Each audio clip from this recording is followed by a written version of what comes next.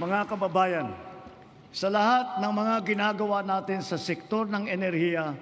malinaw din sa pamahalaan ang hinaing ng taong bayan na pababain ang presyo ng kuryente sa bansa.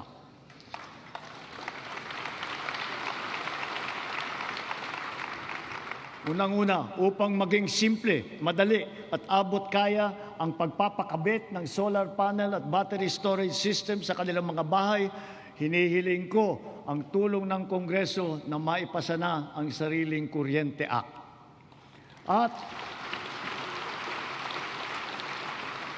At kung pagbawas ng presyo ang usapan, sa aking palagay, panahon na para tanggalin na natin ang systems laws na pinapasa sa consumer